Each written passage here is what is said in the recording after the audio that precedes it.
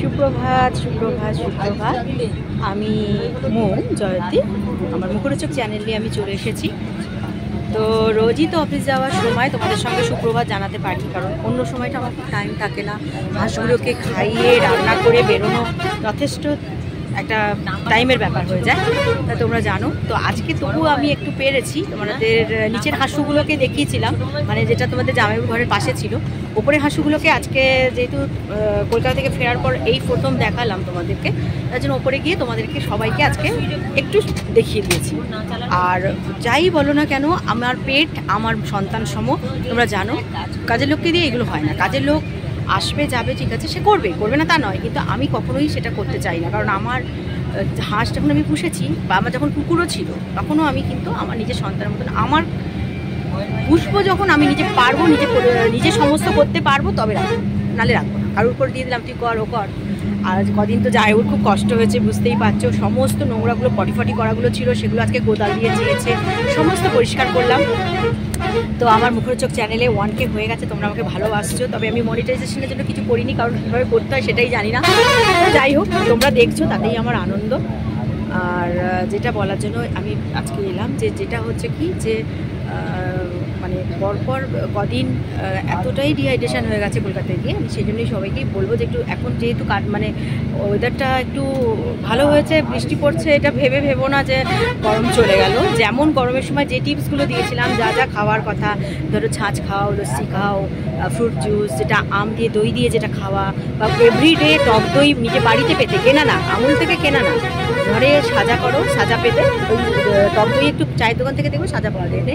যেভাবে বলেছি তোমাদের, যেভাবে দেখিয়েছি, টক দই পাতা দেখেছো, ক্রিম মাখনটা তুলে নেবে, সেই মাখনটা তুলে নেওয়ার পর ফ্রিজে রাখো, ওটা দিয়ে ঘি বানাও। তো সেই টিপসগুলো এখনও মেনটেন করতে হবে। আমি কলকাতায় গিয়ে একদম টক দই খাইনি, তার জন্য মানে খুব আমি ভেসারা দিয়েছি। আমার শরীর প্রচণ্ড ডিহাইড্রেট হয়ে গেছিলো। তো মোটামুটি কালকে 3টে ওআরএস খেয়েছি, লিকুইড খাওয়াটাও, লিকুইডও আর এমনি এগুলো ওরালগুলো সবগুলো মোটামুটি খেয়ে এখন একটু শরীরটা ঠিক আছে।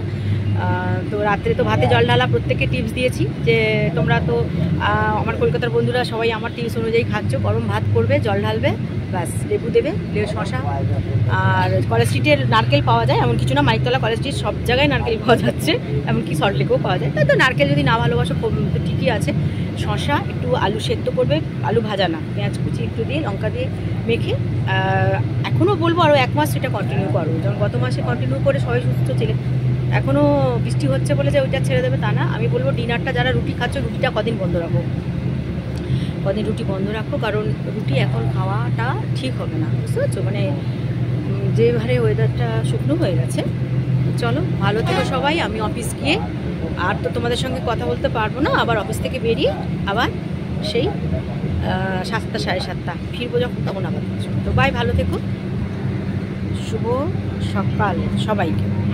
সারাদিন আনন্দ করে কাটাও, ভালো থেকো। আর আজকে আমি পেঁপে শুক্তোটা শেয়ার করবো, এখনও করিনি। পেঁপে শুক্তোটা, পেঁপে উচ্ছে দিয়ে পেঁপের তরকারিটা যেটা দেখিয়েছি, আর এঁচোড়ের তরকারি, হালকা ফুলকা এঁচোড় তরকারি, জাস্ট ঘরোয়া মশলা দিয়ে, সেটা তোমরা সবাই দেখে নেবে। আমি এখনও লোড করিনি, কেননা পারবো না, সময় পাইনি। দেখি অফিস থেকে বেরোতে পারে, আসার সময় ফেরার সময় করে দেবো। আর এখন ভালো থেকো সবাই। দেখো, যেটা দেখালাম আমার পুকুর পাড়ে, এই যে কাঁঠাল গাছটা, এই হচ্ছে সেই কাঁঠাল গাছটা। কিন্তু কাঁঠাল গাছে উপরে ওই দেখো ওইটা তো হয়েছেই, হ্যাঁ, কিন্তু এখানে হয়েছে দুয়ারে এঁচোড়। এটা কিন্তু এবার বড় হয়ে গেছে, এটা কেটে দেবে, কিন্তু এটা কিন্তু দুয়ারে এঁচোড় হয়ে গেছে, এটাকে খেতেই হবে, দেখেছো, বধ করতে হবে। আর এই হচ্ছে দেখো কুমড়ো, যাই বাবা যাই। এই দেখো আমার গাছের কুমড়ো। আর সবেদাগুলোও হয়েছিল, সবেদাগুলো কিন্তু খুব শক্ত থাকে এখন, জানো, তুলি যখন আলে তো হনুমানে খেয়ে নষ্ট করে, ওরা তো খেতে পারে না, কামড়ায় আর ফেলে। তো আমি কি করি, এগুলোর জন্য আমার হাজব্যান্ডই তুলে নিয়ে এসে রেখে দেবো, কিছুদিন রেখে দিলে এটা পেকে যায়। আর কাঁচা কুমড়োটা, এই কাঁচা কুমড়ো আর কাঁচা নেই, শুকনো হয়ে গেছে, একটা ওর ভেতরে ঢুকেছিল। এটা রুটি দিয়ে ছেঁচকি খেলে খুব ভালো হয়, কিন্তু যেহেতু আমরা রুটি খাই না, তো দেখি, আমি ইচ্ছে আছে তেঁতোর ডাল যেটা করব, সেই তেঁতোর ডালটায় কাঁচা কুমড়ো দিয়ে দেবো, দিলে খেতে ভালো লাগে। মুগের ডাল, উচ্ছে আর কাঁচা কুমড়ো দিয়ে ঘি দিয়ে তেঁতোর ডাল করব, অসম্ভব খেতে ভালো হয়। হাসুদের খিদে পেয়ে গেছে, চলো আর কথা নয়, এবারে উপর থেকে আমাকে ডান্ডি ছুঁড়ে মারবে।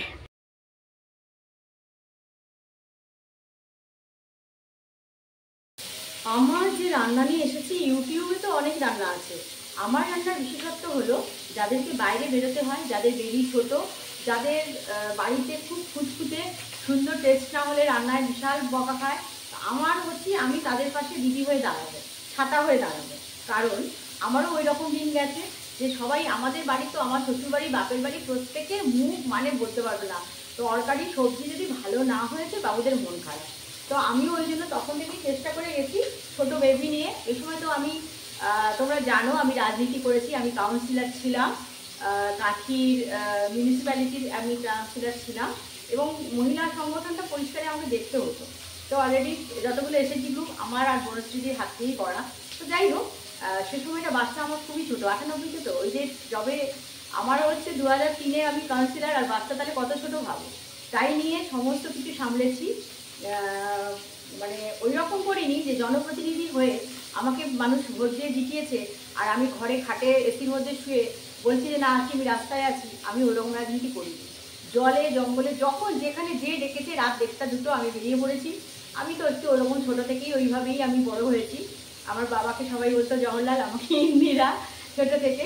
তো যাদেরই হোক বাবা মার আশীর্বাদ এবং আমাকে যিনি আমাকে রাজনীতির আমার পথপ্রদর্শক, যিনি আমাকে হাত ধরে নিয়ে এসছেন, তার আশীর্বাদ, আমার অভিভাবক, তার আশীর্বাদ ছিল বলেই আমি এতটা পেরেছি। আমি তো ভাবি, নাহলে আমার পক্ষে ওই বয়সে, ওই সময় তখন তো আমি খুবই ছোটো, তখন অতটা আমার নেওয়ার মানে লোড নেওয়ার মতো ক্ষমতা কী করে হলো, ভগবান ওনাদের হাত দিয়েই আমাকে করিয়ে দিই। কিন্তু যাই হোক, সেটাই বলা। আমার যেটা হচ্ছে কি, আমি যেটা ফেস করেছি, আমি সেটা চাই যাতে সবাই খুব সুন্দর করে গুছিয়ে সংসার করবে, রান্নাও করবে, বাইরের কাজও করবে, যে আমাদের নারীদের, আমাদের যে প্রতিভা, হ্যাঁ, সেটাকে বিকশিত করতে। সেটাই আমার একটা টিপস। ভয় পাবে না, সব কিছু দেখবে, তুমি মাথা ঠান্ডা করে আস্তে আস্তে করবে, সব কিছু ঠিক হয়ে যাবে। তো আমার সেটাই রান্নার টিপস, যে আমি তাড়াতাড়ি ঝটপট করে কী করে বেরিয়ে যাবো। আজকে 2টো তরকারি করছি, মাছের টক আর তোমার বেগুন দিয়ে, ঢ্যাঁড়স দিয়ে, আলু দিয়ে তরকারি। দেখো কত তাড়াতাড়ি করে বেরিয়ে যেতে পারি। ভাতটা অলরেডি আমার ফুটে গেছে, এবার আমি ভাতটা গড়াবো। ভাতটা গড়ানো হয়ে গেলে এর মধ্যে জল ঢালবো। আর দেখো এই যে আলু, এই আলুটা প্রেসারে সেদ্ধ করব। প্রেসারে সেদ্ধ করে আলুটা মাখাবো, কারণ ভাতে দিলে হতো, কিন্তু সেদ্ধ কোনটা হবে কোনটা না হবে তার জন্য প্রেসারে 3টে সিটি দিয়ে দেবো। আর এখানে একবার দেখো কি কি আছে এর মধ্যে। পেঁয়াজটা কুচি, এই পেঁয়াজ কুচিটা তেলের ওপর পোস্ত দিয়ে এই পেঁয়াজ কুচিটা ভাজবো। আর এই পেঁয়াজগুলো ভাতের সঙ্গে খাবো। আর লেবু, এই যে লেবু, পাতি লেবু আর শসা, আর নারকোল আছে, নারকোলটা ফ্রিজের মধ্যে রাখা আছে। তো নারকোল দিয়ে আমরা রাত্রে আজকে ডিনারটা সারব। তো চলো, দেখো ভাতটা আমার হয়ে গেছে অলরেডি, ভাতটা আমার রেডি হয়ে গেছে। ফ্যানটা আমি ঝাড়িয়ে নিয়েছি। এবার যেটা করব, এই যে গরম ভাত, এই গরম ভাতের মধ্যে আমি জাস্ট জল ঢালবো। এতটাই জল ঢালবো কারণ ভাতটা ঠান্ডা হবে। ধরো এখন 8টা খানিক বাজে। এবার আমরা খেতে খেতে একটু দেরি হয়, আমরা 11টার আগে খাই না। তো মোটামুটি তখন কিন্তু ভাতটা সুন্দর একদম ঠান্ডা হয়ে যাবে। গরম থাকলেও অসুবিধে নেই, তো যদি গরম থাকে তাও অসুবিধে নেই। এই ভাতটাই আমরা তখন নুন দিয়ে, আলু সেদ্ধ, শসা, নারকোল আর লেবু দিয়ে, লঙ্কা দিয়ে তখন আমরা খাবো। অলরেডি ভাতটা আমার হয়ে গেছে, আর এই ভাতটা জল ঢেলে দিলাম। এবারে এটাতে ঢাকা দিয়ে আপাতত রেখে দেবো। রাত্রের ডিনারে আমরা গরম ভাতে যে জল ঢালাটা খাই, সেটা আজকে তোমাদের সঙ্গে শেয়ার করছি। কী করছি পরপর, কীভাবে জল গরম, মানে ভাতের মধ্যে কীরকম করে জল গরম গরম থাকলো, কিন্তু তারপরে যখন ঠান্ডা হলো, সবটাই দেখালাম। তো এটা হচ্ছে গিয়ে পেঁয়াজের কুচি, তার সঙ্গে একটু পোস্ত আছে, এটাকে সেদ্ধ আলুর সঙ্গে এটা মাখাবো। তো লঙ্কাগুলো বরের কাছে নিয়ে গেলাম, সে বলে কি যে একটা নরম, মানে একটা নরম হয়ে গেলে থাকলে না ভালো করে কিন্তু মানে গুঁড়ো গুঁড়ো করা যায় না, যেটাকে বলে স্ম্যাশড, সেটা করা যায় না। এটাকে যতক্ষণ না লঙ্কাগুলো শক্ত হয়ে যাবে ততক্ষণ কিন্তু লঙ্কাগুলো মানে নরম থাকলে কিন্তু আলুর সঙ্গে সুন্দর করে মাখবে না। তো আমি দিয়ে এসেছিলাম লঙ্কাগুলো একবার, প্রথম তেল দিয়ে লঙ্কাগুলো অলরেডি ভেজে নিয়ে তারপরে পেঁয়াজ আর পোস্ত দিয়েছিলাম, কিন্তু বর বলল লঙ্কা আমি মাখতে পারছি না, গুঁড়ো করতে পারছি না, তুমি নিয়ে যাও। তো ওই জন্য আমি আবার লঙ্কা নিয়ে চলে এসেছি। তো তেলটা বেশ ভালোই গরম হয়ে গেছে, ফ্রাইতে দিয়েছিলাম তো পুড়ে না যায়, পুড়ে গেলে কিন্তু একদম বিচ্ছিরি হয়ে যাবে খেতে। তুলে নিলাম আবার একটু বেশি ভাজা না হলেও আলুটা মাখাটা ভালো হবে। তো অলরেডি তুলে নিয়েছি, তার একটু কম ভাজলে মনে হয় ভালো হতো, তো কিছু করার নেই। লঙ্কা তোমার শক্ত মচমচে করতে গেলে মচমচিয়া, আমাদের কাঁচিতে আমরা এই শুকনো লঙ্কাটাকে এইভাবে ভেজে নিলে আমরা বলি মচমচিয়া। মচমচিয়া লঙ্কা আর মচমচিয়া পেঁয়াজ কুচি ভাজা, তার সঙ্গে পোস্ত, হ্যাঁ, আর একটু নুন দেবো, দিয়ে আলুটা মাখা হবে। তো চলো আলু টালু মেখে রেডি করি, খাওয়ার সময় আবার শেয়ার করবো তোমাদের সঙ্গে। দেখো বড় সুন্দর করে সাজিয়ে দিয়েছে,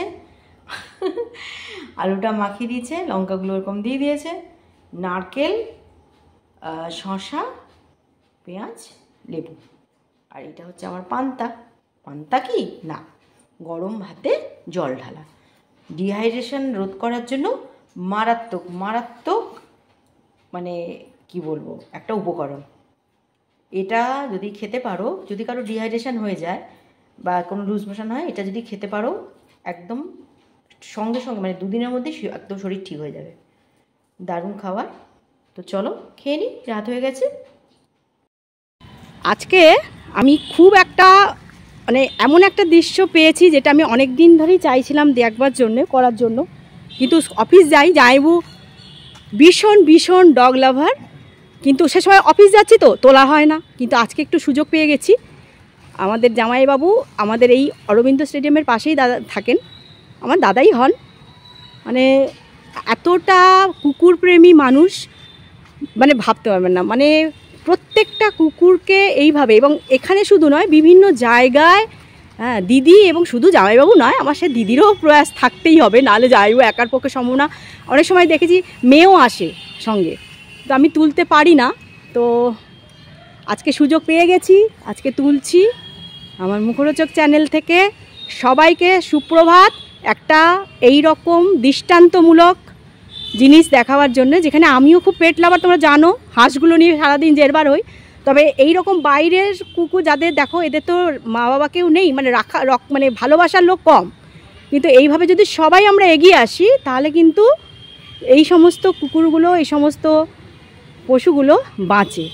তো জামাইবাবুকে অনেক ধন্যবাদ, অনেক ধন্যবাদ, অনেক ধন্যবাদ আমার মুখরোচক চ্যানেলের থেকে, আমার তরফ থেকে।